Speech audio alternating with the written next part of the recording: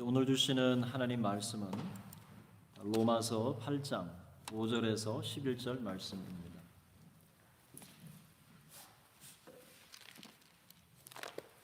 제가 가진 성경은 249쪽, 신약성경 249쪽에 있습니다. 로마서 8장 5절에서 11절 말씀을 함께 교독하겠습니다. 육신을 따르는 자는 육신의 일을, 영을 따르는 자는 영의 일을 생각하나니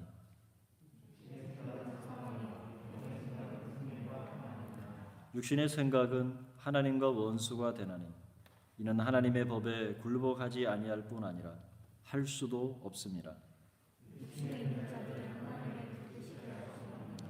만일 너희 속에 하나님의 영이 거하시면 너희가 육신에 있지 아니하고 영에 있나니 누구든지 그리스도의 영이 없으면 그리스도의 사람이 아니라.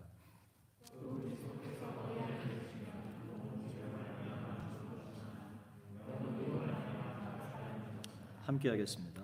예수를 죽은 자 가운데서 살리신 이의 영이 너희 안에 거하시며 그리스도 예수를 죽은 자 가운데서 살리신 이가 너희 안에 거하시는 그의 영으로 말미암아 너희 죽을 몸도 살리시리라.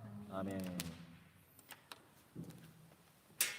서로 옆에 계신 분과 반갑게 인사하겠습니다. 주님이 우리와 함께 하십니다. 주님이 우리와 함께 하십니다. 여러분, 우리가 그리스도인으로 이 땅에 살아가면서 한 번쯤은 마음에 불안한 감정이 일어날 때가 있습니다. 내가 정말 예수 믿는 그리스도인인가? 아니면 믿는 척하고 교회만 다니는 사람인가? 내가 태어나서 보니까 엄마 아빠가 기독교인이고 교회에 다니니까 부모님 따라서 교회에 자연스럽게 다니게 되었습니다. 그런 후에 청소년이 되면서 이제 부모님의 신앙을 따라서 이제는 나의 믿음으로 내가 받아들이고 예수를 받아들이고 입교를 하죠. 그런데 어른이 된 후에 기독교인으로서 무기력한 내 삶을 바라볼 때 이런 생각이 듭니다. 내가 정말 예수 믿는 그리스도인이 맞는가? 혹은 혼자 예수를 믿고 살아오면서 영적인 이 무기력감에 빠지게 되고 또 삶은 지쳐갑니다. 그때 나는 말합니다. 나는 믿는 그리스도인인가? 여러분, 하나님이 기뻐하시는 일보다 기뻐하지 않는 모습이 더 많고 심지어 여전히 죄를 짓고 있는, 그렇게 죄를 짓고 살아가는 자신의 모습을 보면서 불안한 마음을 느낀 적이 한 번쯤은 여러분에게 있을 것입니다. 아마 지금조차도 이런 불안한 마음으로 예배를 드리고 있는 성도들이 있을지 모르겠습니다. 그리고 오늘 설교 제목이 좀 신경이 쓰이잖아요. 그래서 나는 육신에 있는 자인가 영에 있는 자인가? 그런데 여러분, 이 질문을 던지는 이유는 여기에 대해서 만약 우리가 확고한 믿음을 갖지 못하면 언젠가 이 불안감이라고 하는 것은 다시 불청객처럼 우리에게 찾아올 것이 뻔하기 때문에 그렇습니다. 그래서 이 질문을 던지는 겁니다. 나는 육신에 있는 자인지 혹은 영에 있는 자인지 자신이 분명하게 깨달아서 이런 불안감을 끝장내는, 종지부를 찍어버리는 시간이 되었으면 좋겠다, 그런 소망이 있습니다. 여러분, 우리 그리스도인에게 숙명적으로 주어지는 주제가 있습니다.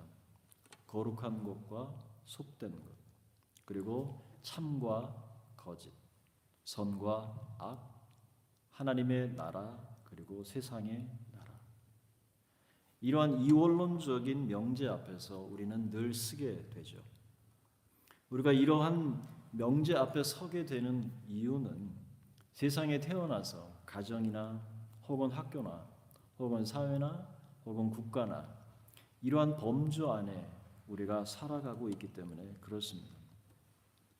오늘날 세계 역사는 과거 어느 때보다 지구촌 시대, 글로벌 시대를 통해서 세상은 점점 더 가까워져 있습니다.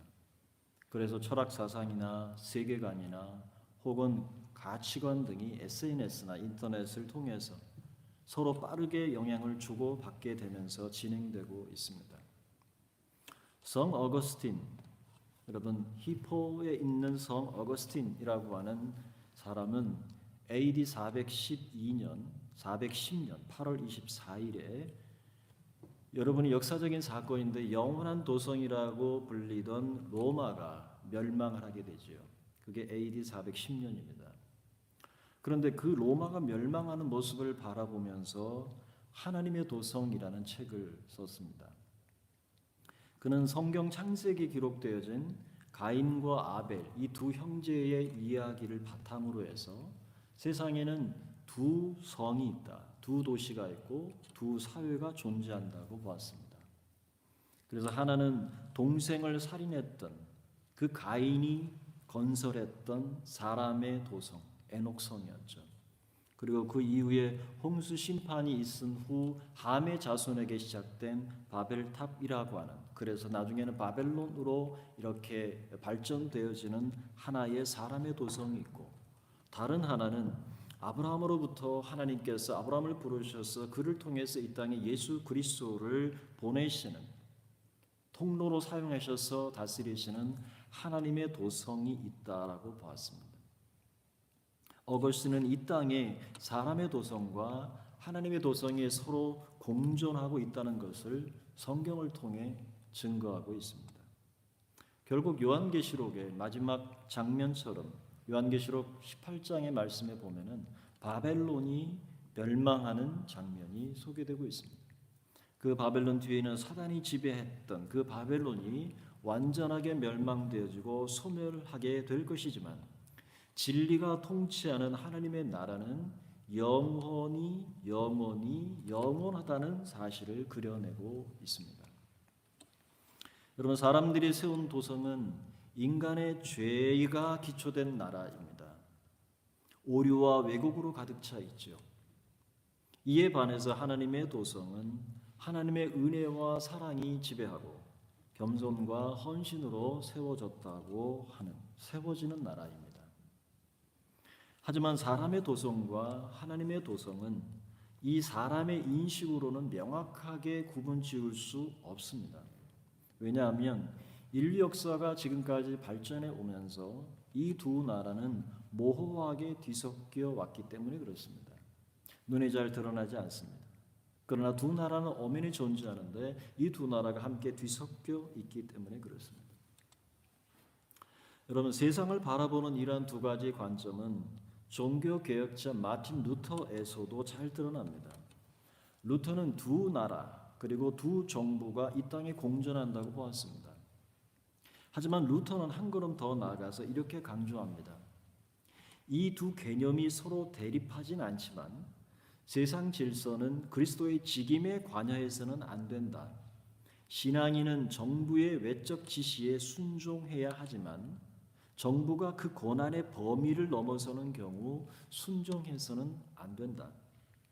정부는 사람을 주관하는 질서이며 규정을 가지고 하나님의 질서 속에 있는 신앙에 관여해서는 안 된다. 이렇게 정의했습니다. 이것은 당시 루터 시대의 농민 전쟁을 보고서 그에 관련한 자신의 입장을 글로 표명한 이야기입니다. 어찌됐든 여러분, 여기 어거스틴과 루터가 설명했던 이러한 하나님의 도성 그리고 사람의 도성, 두 왕국 그리고 두 나라, 두 정부에 대한 이 개념이 오늘 본문을 이해하는 데 아주 중요한 좋은 예가 됩니다. 나는 과연 하나님의 도성 안에 있는가? 사람의 도성 안에 살고 있는가? 이것이 오늘 본문의 말씀과 깊은 관련이 있습니다. 쉽게 말하면 제가 여러분 태어나 보니까 내가 태어났는데 어느 집안의 성씨를 가진 사람이라는 거죠. 제가 가진 성은 주영찬이죠. 그런데 내가 선택하지 않았고 생득적으로 내가 태어날 때 주어진 것이죠.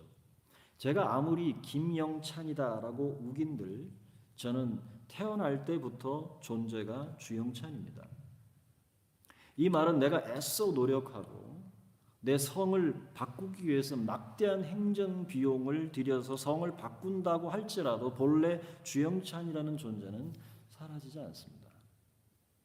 저는 어떠한 노력도 하지 않았고 어떠한 행위를 통해서 얻은 것이 아닙니다. 그냥 주씨 가문에 태어났다는 단 한 가지 이유만으로 주어진 존재론적인 이름입니다. 오늘 본문에 여러분 8장 5절에서 8절의 말씀에 보면 두 종류의 사람이 소개되고 있습니다. 하나는 육신을 따르는 자이고 다른 한 사람은 영을 따르는 자이고 한 사람은 육신의 생각을 하는 사람이고 한 사람은 영의 생각을 하는 사람이고 한 사람은 육신에 있는 자이고 한 사람은 영에 있는 자라고 명확하게 구분해주고 있습니다. 이러한 두 종류의 사람은 어떤 사람들일까요? 바울은 지금까지 로마서 앞부분에서 강조했던 것처럼 의롭게 되는 것, 인간이 의롭게 되는 것은 율법의 행위로냐 아니면 예수를 믿는 믿음으로냐, 그리고 정죄함으로부터 해방되고 구원을 받고 영생하는 것이 율법으로냐 성령으로냐 하는 질문과 같은 맥락입니다. 인간이 의롭게 되는 것 그리고 구원에 이르는 것이 인간의 행위에 근거하지 않고 오직 믿음으로만 주어지는 하나님의 은혜임을 강조하는 것입니다. 이런 두 종류의 실존은 내가 어떻게 행동하는가에 따라서, 내가 무슨 행동을 하는가에 따라서 이럴 때는 육신을 따르는 자가 되고 내가 저럴 때에는 성령을 따르는 자가 된다는 말이 아닙니다. 오늘 성경 본문이 우리에게 가르치는 것은 행위의 결과에 따라서 육신에 속했다가 내 행위를 따라서 성령에 속했다가 오락가락 변할 수 있는 존재가 아니라는 것입니다. 서두에서 여러분에게 질문 드린 그 말씀이 여러분 생각나십니까? 그리스도인으로서 살아가면서 문득 드는 그 불안감은 과연 어디서 올까? 내가 과연 예수를 믿는 사람 맞나? 그냥 교회만 다니는 사람 혹시 아닌가? 대부분은 내 영적인 상태, 나의 영적 기상도가 아주 화창하면, 그리고 내 신앙의 행위가 너무나도 잘 지금 하고 있다, 교회의 봉사도 잘하고 그리스도인답게 살아가는 그러한 정도에 따라서 구원이 결정된다고 하는 생각이 나를 지배할 때 그 불안감은 찾아오는 것입니다. 오늘 본문에서 바울이 말하는 이 두 종류의 사람은 행위론적인 어떤 행위를 통해서 이루어지는 그 명제가 아니라 존재 자체, 내가 어떤 존재가 되느냐에 따라서 내가 그런 관점에서 사람이 판단되어진다는 사실을 바울은 강조하고 있는 것입니다. 이것을 분명하게 밝히는 표현이 7절에 나옵니다. 육신의 생각은 하나님과 원수가 되나니 그랬습니다. 이는 하나님의 법에 굴복하지 아니할 뿐 아니라 할 수도 없음이라라고 말합니다. 여러분, 육신의 생각은 하나님과 원수가 됩니다. 왜 그렇습니까? 하나님의 법에 굴복하지 않을 뿐 아니라 또 할 수도 없기 때문입니다. 로마서 7장에서 바울은 율법을 어떻게 정의했습니까? 죄를 깨닫게 하고 그 죄를 더 짙도록 만들고 그 죄로 말미암아 결국은 사망을 당하게 하는 것이 바로 율법의 기능이었습니다. 그런 율법은 하나님의 법을 이룰 수 없을 뿐만 아니라 사망으로 묶인 몸에서 그 터져 나오는 절망의 탄식만 있을 뿐입니다. 오호라 나는 공고한 사람이다 라고 하는 그 탄식만 있을 뿐이죠. 다시 말해서 율법을 통해서 의롭게 되려는 사람, 그리고 율법을 통해서 자신이 하나님의 그 율법을 오히려 성취할 수 있다고 굳게 믿는 유대인들에게는 구원이 없다는 사실을 선언하는 것입니다. 그래서 바울은 그리스도의 의를 덧입지 않은 사람, 예수 그리스도의 그 대속의 부활을, 사활의 부활, 죽고 부활하시는 것을 믿지 않는 사람을 가리켜서 오늘 본문에 육신의 생각, 육신을 따르는 자, 육신에 있는 자들이라고 표현했던 것입니다. 하나님의 도성 밖에 있는 사람들, 하나님의 나라가 아닌 세상의 나라에 속해 있는 모든 자, 곧 불신자를 바울은 육신에 있는 자들이라고 표현한 것입니다. 육신에 있는 자들, 곧 불신자들은 결국 바울이 로마서 앞부분에서 언급했던 것처럼 불신자들과 별반 다를 것이 없는 똑같은 사람들이라는 것을 의미하는 것입니다. 그들은 어떤 사람들이냐? 불의로 진리를 막는 사람들이고 하나님의 영원하신 능력과 신성이 창조하신 만물에 분명히 보여 알려졌지만 하나님을 거부하는 사람들. 감사하지도 하나님을 영화롭게도 하지 않고 그 생각에 허망하여지고 미련한 마음이 어두워진 사람들입니다. 그들은 자신들의 지식에 하나님 두기를 싫어하는 사람들입니다. 이들을 가리켜 바울은 육신에 있는 자라고 말하는 것입니다. 이 육신을 따르는 자들은 당연히 육신의 일을 생각할 수밖에 없지요.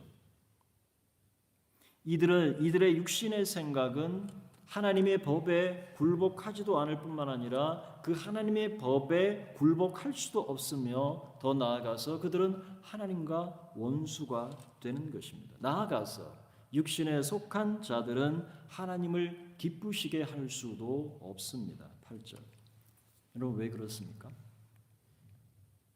그들이 창조주 하나님을 부인하기 때문입니다.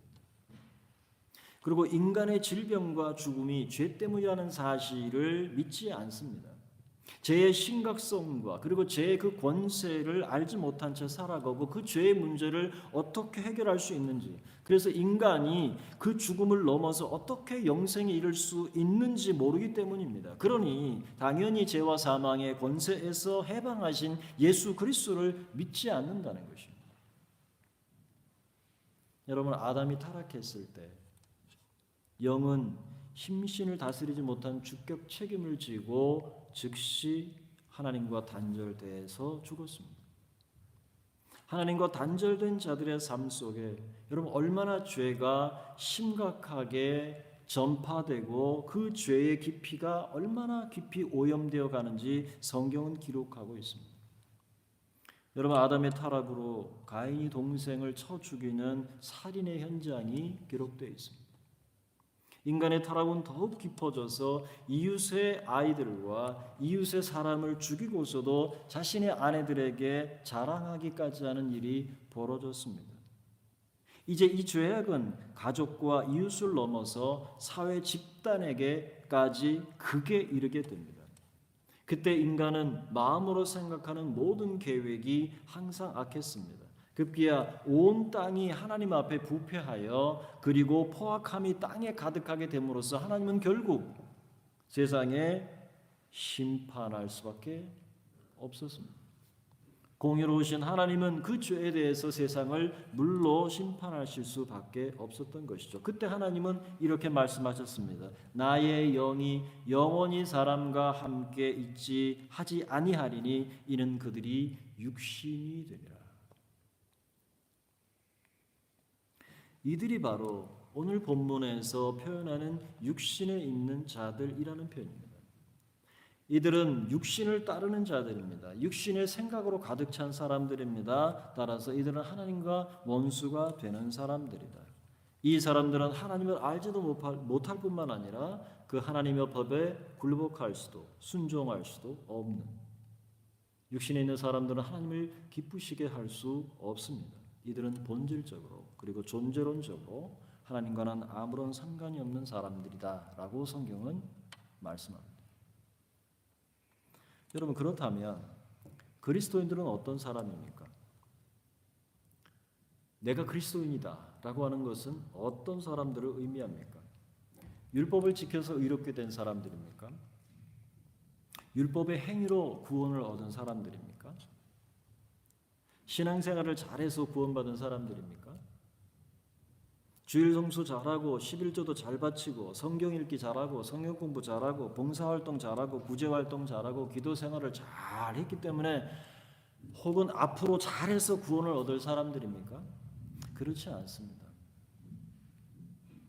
오직 하나님의 의 되시는 예수 그리스도의 그 구속을 믿음으로 말미암아 값없이 주신 그 선물을 손에 받아든 그러한 사람들이 바로 그리스도인입니다. 그래서 우리는 이 구원을 계획하시고 우리에게 값없이 베풀어 주신 하나님만을 자랑하는 것입니다.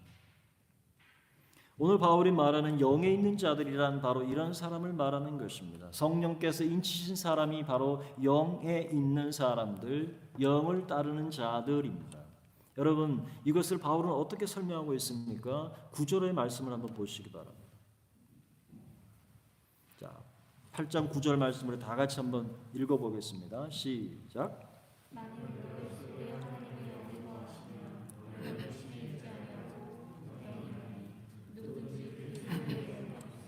그리스도의 사람이 아니라. 만일 너희 속에 하나님의 영이 거하시면 너희가 어디에 있는 것이 아니라고 합니까? 육신이 있는 것이 아니다. 그럼 어디에 있다고 말씀합니까? 영에 있는 것이죠. 곧 성령 안에 있다는 것입니다. 그런데 조건이 뭡니까? 그리스도의 영이 없으면 뭐라고요? 그리스도의 사람이 아니라는 겁니다. 그럼 목사님, 그러면 우리가 행위로 구원을 받은 것이 아니라 은혜로 값없이 믿음으로 구원받은 것은 이제 알겠는데 내가 성령을 받았는지 내가 받지 못했는지 그걸 모르겠는데요. 그걸 어떻게 알 수 있습니까? 여러분, 내가 육신에 있는 자가 아니라 영에 있는 자가 되었다는 것은 알겠는데 문제는 내가 성령을 받았는지가 이게 이제 알쏭달쏭한 거죠.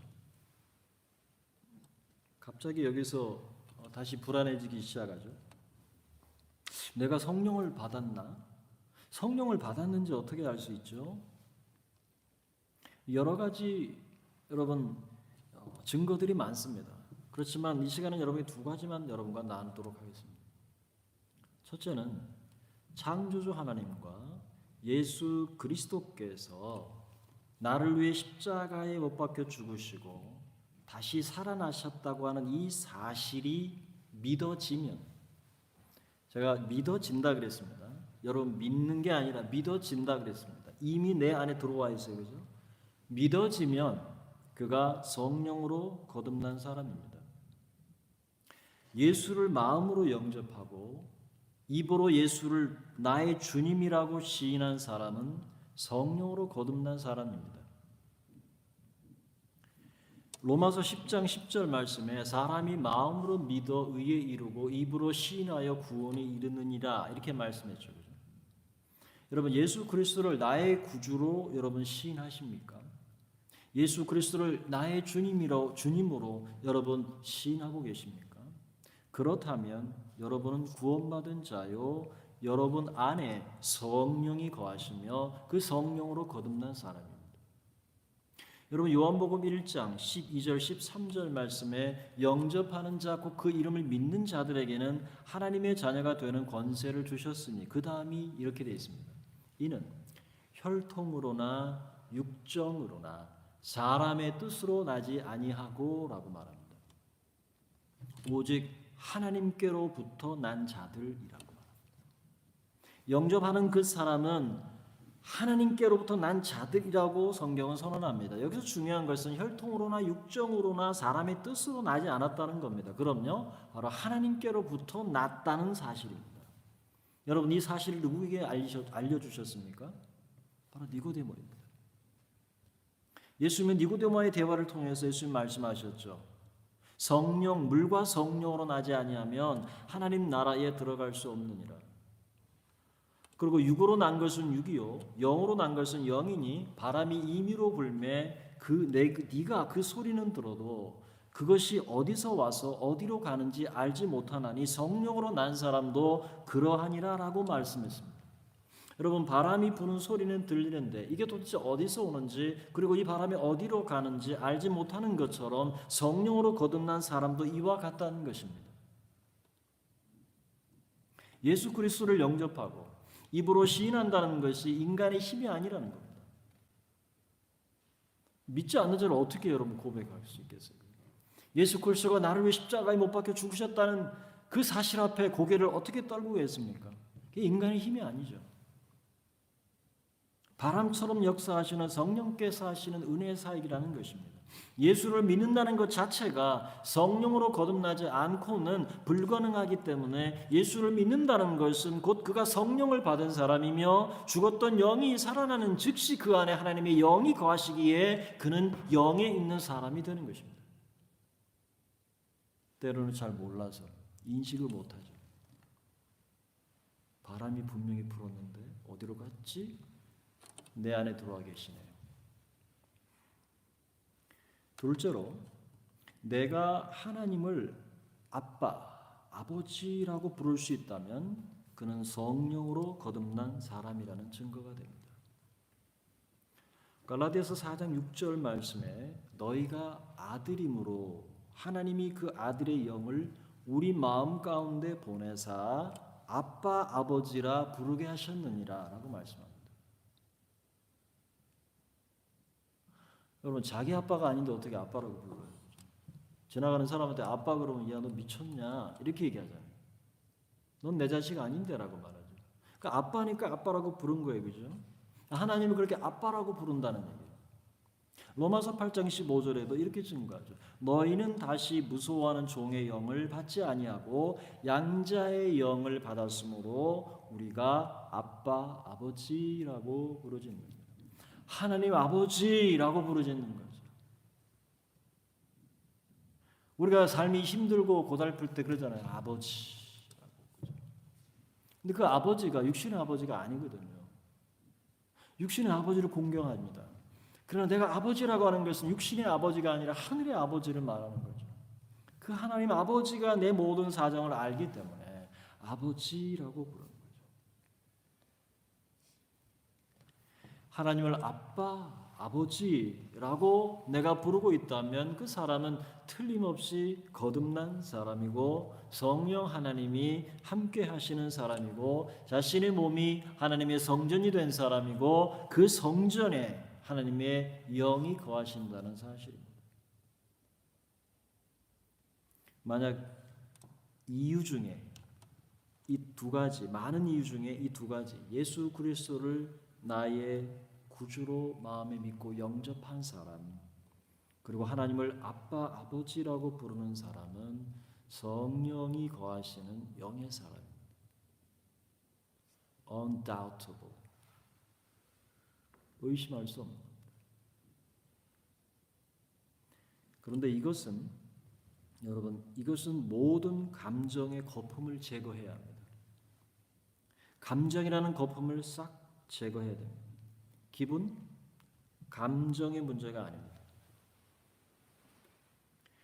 이 구원이라는 것, 내가 하나님의 사람이라는 것, 하나님의 영이 내 안에 거한다는 것은 감정이나 기분의 문제가 아닙니다.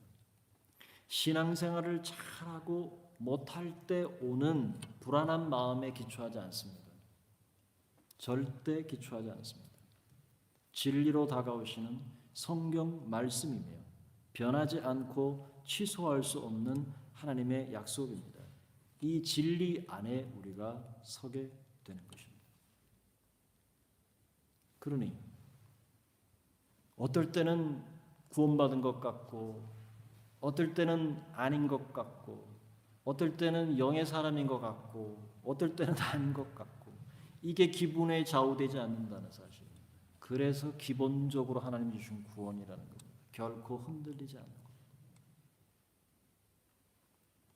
신앙이 뜨겁다고 그가 거듭났는가?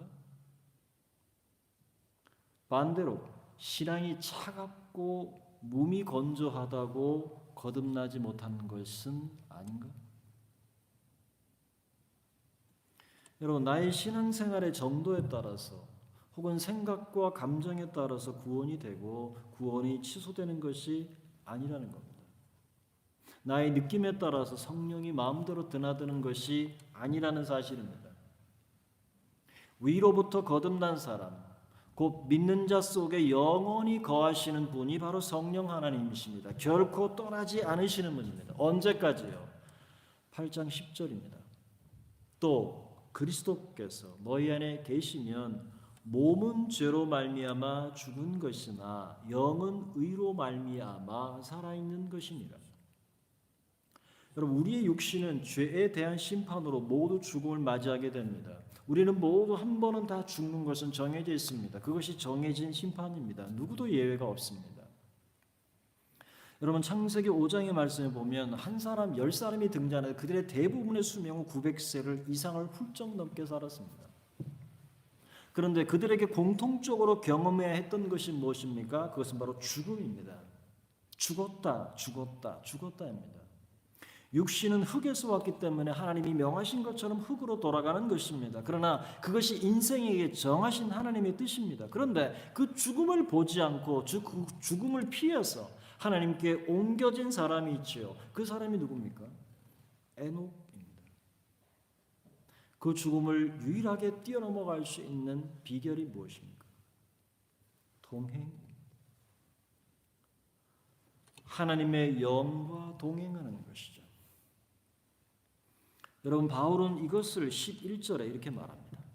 예수를 죽은 자 가운데서 살리신 이의 영이 너희 안에 거하시면 그리스도 예수를 죽은 자 가운데서 살리신 이가 너희 안에 거하시는 그의 영으로 성령으로 말미암아 어떻게 해요? 너희 죽을 몸도 살리시리라 라고 말합니다.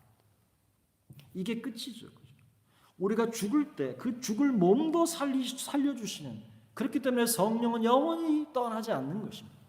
내 안에 들어온 성령은, 나를 인치신 성령은 나를 결코 떠나지 않습니다. 언제까지? 내 목숨이 끝나는 그 순간까지. 그래야 내 죽을 몸도 다시 살리기 때문에 그렇습니다.